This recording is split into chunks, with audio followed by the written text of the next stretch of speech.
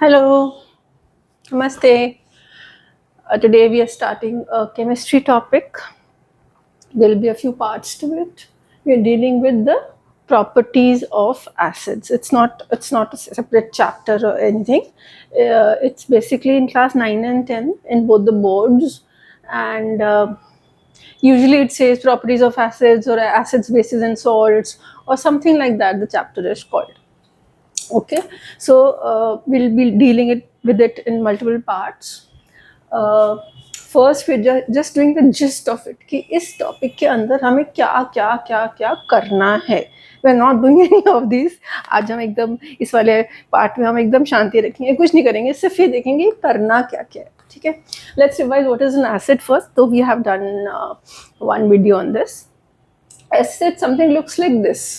उसके दो पार्ट्स होते हैं, शुरू में H होता है और बाद में एक नॉन मेटल होता है. ये एक ऑप्शन है, जैसे HCl. H तो है ही और एक non metal Cl. Then it will be an acid. देखने से कैसे पहचानना है कि ये एसिड है? अगर हमें HCl दिखता है तो हमें दिख रहा है ये नॉन मेटल है और ये हमें दिख रहा है H है, तो ये एसिड ही होने वाला है. Okay, second type of acids विच देखने में जो पता चलते हैं, शुरू में H हो और बाद में कोई नेगेटिव ग्रुप हो. जैसे NO3, if you know, NO3 itself has a one negative charge. So if we see like this कि एक H है और एक ग्रुप है जिसके ऊपर टोटल नेगेटिव चार्ज आ रहा है, so that will also be an acid. Third type के एसिड्स अभी आपने बहुत ज़्यादा देखे नहीं है. they are called organic acids. Organic acids में क्या होता है, थोड़ा सा रिवर्स होता है.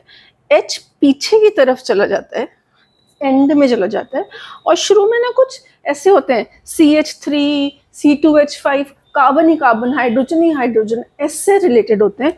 और एंड में एक बहुत इंपॉर्टेंट पार्ट आता है. Let me not write it as H, let me write it as COOH. End में अगर आपको कहीं COOH दिखाई दे और शुरू में आपको ऐसे CH, बहुत सारे कार्बन्स और हाइड्रोजन्स दिखाई दे, that will also be an acid. Identification is COOH in the end. That's also an acid called organic acids. ये आपने कम देखे होंगे, ये वाले ज़्यादा देखे होंगे. Okay, the typical acids that we'll be dealing with, the typical ones: hydrochloric acid, sulfuric acid, carbonic acid, and what is this? Acetic acid, vinegar. Okay, these are the typical acids. We'll also be doing some properties of nitric acid and phosphoric acid, but these will do it separately because they are little different. They're slightly different than usual ones. Whenever I write the general properties, मैं लिख लूँ ना कि ये भी करना है, ये भी करना है, ये भी करना है, ये भी करना है, तो I'm basically just talking about these. These will do later, and this also will do. This actually will work here only. Let's make it work here only.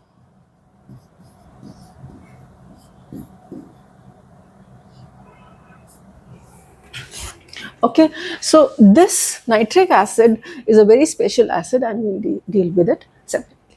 अभी हम जब जनरल बात कर रहे हैं तो हम इन 5 एसिड्स की बात कर रहे हैं. ठीक है, एसिड्स तो रिवाइज हो गया ना. अब इस टॉपिक में acids properties of an acid मैंने शॉर्ट फॉर्म मानने की कोशिश की. I was too lazy to write. I should have written properties of acid, but I just wrote acid properties. समझ तो आ रहा है ना, चलेगा.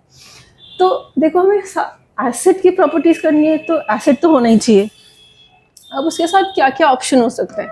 उसके साथ मेटल हो सकता है, उसके साथ मेटल ऑक्साइड हो सकता है, उसके साथ मेटल कार्बोनेट हो सकता है, बेस हो सकता है, वाटर हो सकता है, नॉन मेटल हो सकता है. इसके अलावा हमारे पास ज़्यादा कोई ऑप्शन नहीं है जिसके साथ वो रिएक्ट करता है.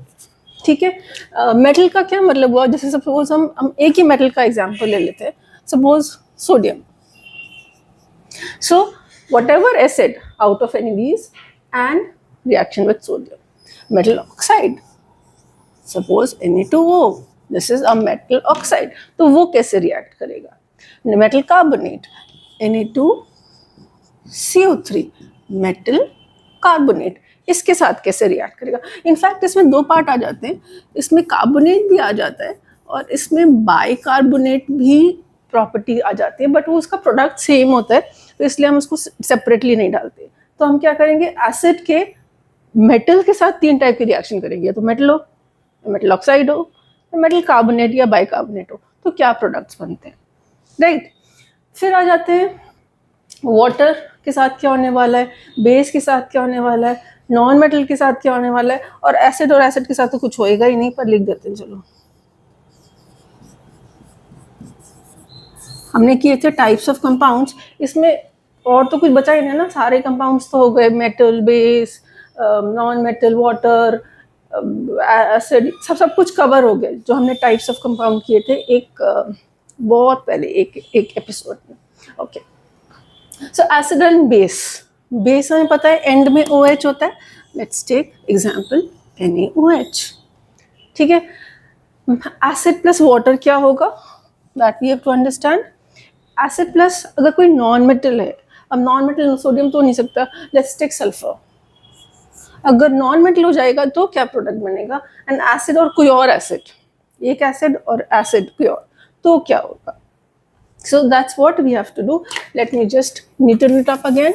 What are the properties we are doing? Just remember, ये 4 तो याद ही रहते हैं एक साथ, metal, metal oxide, metal carbonate and base, क्योंकि ये सारे मेटल से शुरू होते हैं, चारों के चारों, ठीक है। अब बचा नॉन मेटल, एक ये तो बेकार का ही है, इसको हटा ही दो, ये तो होता ही नहीं है।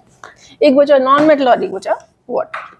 Now, see, it's very simple. The first 4 will always produce some form of a salt. It will always produce some form of a salt. This will just produce ions. This has a different product. It will just produce ions, and acid and metal का reaction ही नहीं होता. So just forget it. There is no need. This does not react at all. Fine. So basic concentration हमारी रह गई ये 4 में, metal, metal oxide, metal carbonate and acid and base. चारों के मेन प्रोडक्ट तो हो गए सॉल्ट। अब जो बाय प्रोडक्ट है वो थोड़ा थोड़ा चेंज होता रहता है।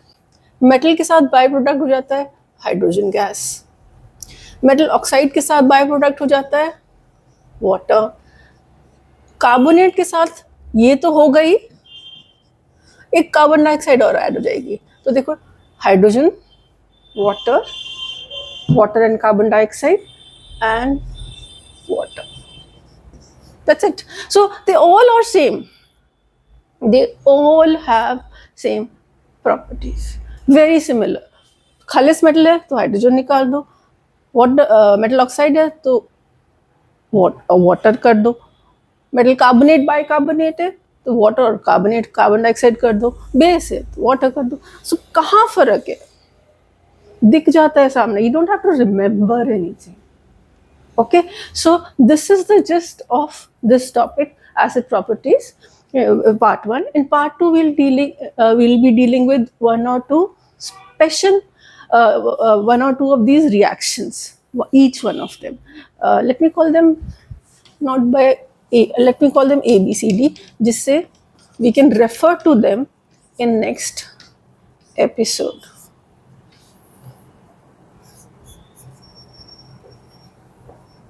Okay, so A, B, C, D, E, F are the reactions that we'll be referring to in the next parts. Okay, have fun for today. Nothing much to do, just the gist. Bye.